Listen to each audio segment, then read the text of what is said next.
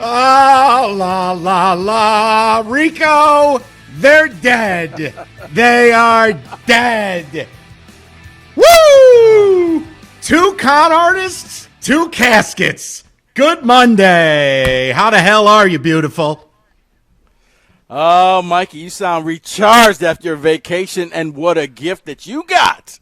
Those two guys got fired on Saturday. Oh, wait. In the middle of a football game. Yeah, when did they get fired? Oh, no. Saturday. Yeah. Oh, okay. Can I do something Friday, for the Saturday, people? Saturday, Let me do. I got to do something days. for the people. I got to help. Yeah, let's kill the music for a second. We got to get serious. Now, look, we're gonna cover it all. We got Michigan and whatever that is. Convenient, they're on a full stop. We got a little Michigan State, but the Lions are front and center. But see, I got to do something, Rico. I pride myself on trying to educate our listeners a little bit from time to time, and I'm hearing stuff that I'm not comfortable with. So if I may, if you'll indulge me, I want to just take a moment to do what I think we have to set the record straight on something. You sounded fantastic while I was on a little sabbatical. And one of the days, you talked about how there's this false canonization of Jim Caldwell, where you take something that was woefully average and make it great. And I think we have to stop for a minute. Like, we know Quinn and Patricia are trash, and that's great. But I'm not going to canonize Sheila Ford Hamp. I'm not going to make her a hero. I'm not even going to give her much credit because I have to tell you why.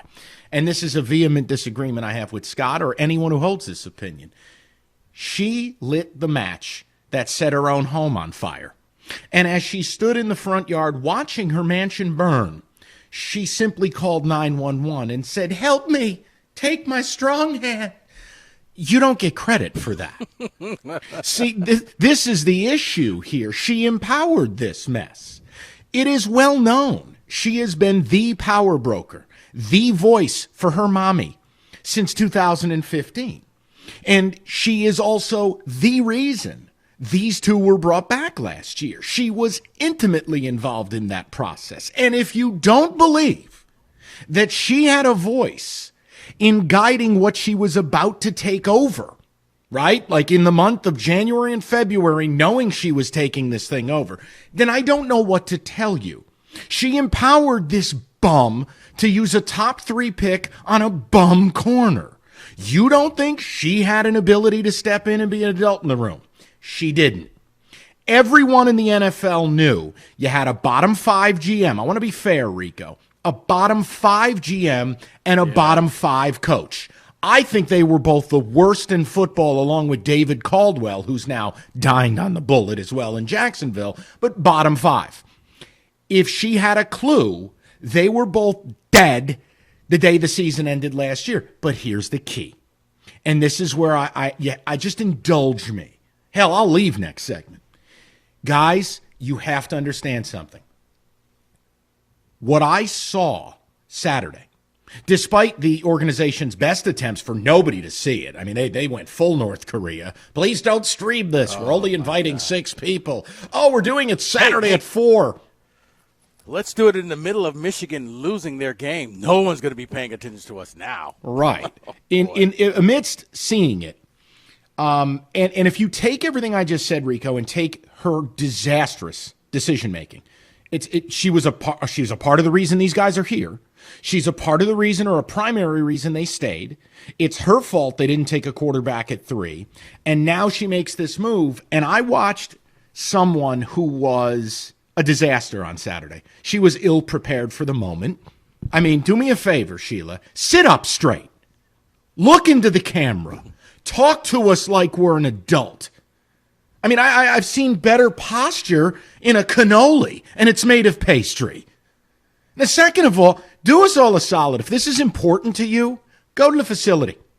Stand up at a podium, and let's make this a professional operation. It sure looked like Rod Wood was down at the facility. Now, now here's the key. Rico, she said a couple of things. Have a job. Right, exactly. I mean, she said a few things at this that should terrify you as a Lions fan. Quote, 10 days ago, we looked like we were playoff bound.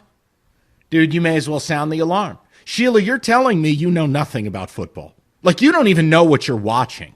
You might know that Team A, who's dressed in blue, has more points than Team B, but if you really thought this was a playoff-bound quality product 10 days ago, then I have some beautiful beachfront property in Nebraska for you. She also continued to say, Rod and I. Oh, you mean the same Rod Wood who a few short years ago said, I'm not a football guy? So now I have Rod Wood. See, this is the problem. Team presidents generally don't get involved with football. The team president worries about marketing, about partnerships, about money. And when things go sideways, team presidents go, oh, I'm not involved with football. Don't look at me.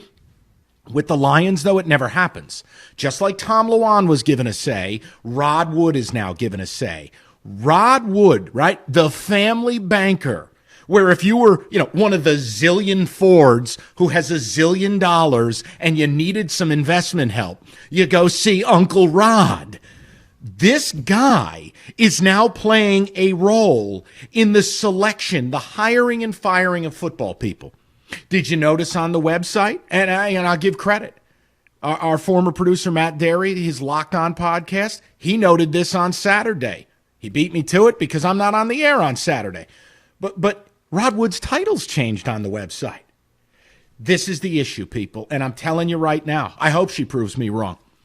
But this is the issue with this family. None of them have any managerial talent. They don't manage anything. They don't do anything.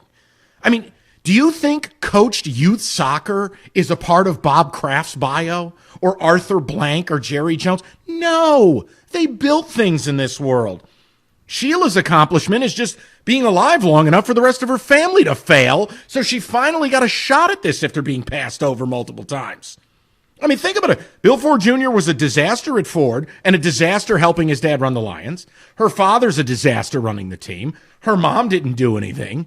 Look, this is just pass along.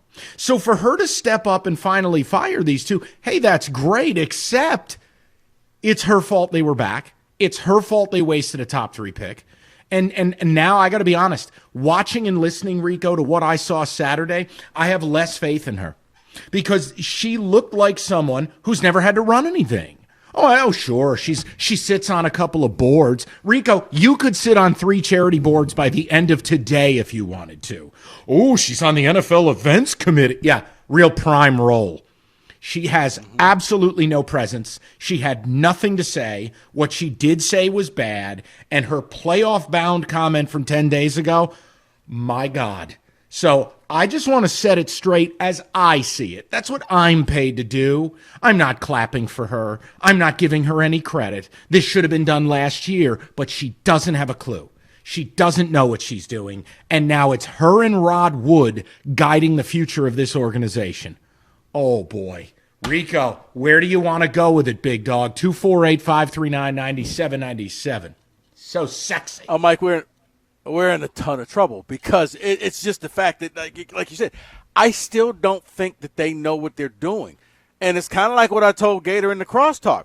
Until you can admit you have a problem, you don't know what you're doing, you'll never get out of this quagmire. It'll be wash, rinse, repeat. It doesn't matter who you hire because they will fail. If you notice a trend, people come to the Lions organization and they never get that job again. Yeah, they'll get other jobs. They'll become coordinators. They'll do this, they'll do that. But they'll never, ever reach that pinnacle. When you get to, it's like the Lions is just an open-door charity case for whoever wants to come in, for wayward people who want to be head coaches and GMs. It's a failure. The reason why, systemically bad from top down. They have to admit they have a problem. That's first, Mike. I don't care. Because whatever coach you bring in, whatever GM you bring in, this person will fail. You want to know why? Because they all fail. Because every 4 years, just like the Olympics, we're flipping coaches. I don't know if people have noticed that or not, but just take a look. It's 2020. It was supposed to be an Olympics this year, and the Lions are flipping a coach. That's just what the Lions do. and they got to fix that. But it's a problem. It ain't just bringing in this guy and this guy. There are tons of names out there I would love to see in Detroit. But until you fix the absolute problem, which is the organization, nobody's going to want to come here. And Eric Rico, Bieniemy, why would Eric Bieniemy want to come here when he saw, hey, I could go to Houston, I could work with this, I could do that. I can go to Detroit and I can fail and I'd never coach again. Go ahead, Look, Mike. No, brother. No, you're rolling, and I love it. But this family's a disaster when it comes to running anything. I mean, this is the issue. She doesn't have some great organizational, operational, or managerial chops. So, no, I mean, look, it's been a problem. It'll probably continue to be a problem. I mean, who's after her to run the team? You know what I mean? It's just, look, this is kind of your cliff notes on where we are. I'm concerned because Rod and Sheila are going to run this show. She didn't sound to have any coherent plan, and it's her fault we're here. And I really think irreparable damage was done, signed every show I did from January, February, and March, as she empowered these two con artists to stay and then empowered them not to take a quarterback at 3. Real ownership never would have abided it. So now she fires them. I'm terrified. I thought Saturday was a debacle for her. Thank God it wasn't while we were on the air. Thank God it wasn't put up on ESPN. Thank God. Because I will tell you, I feel less confident today than I did, Friday, as it pertains to the steward of this organization.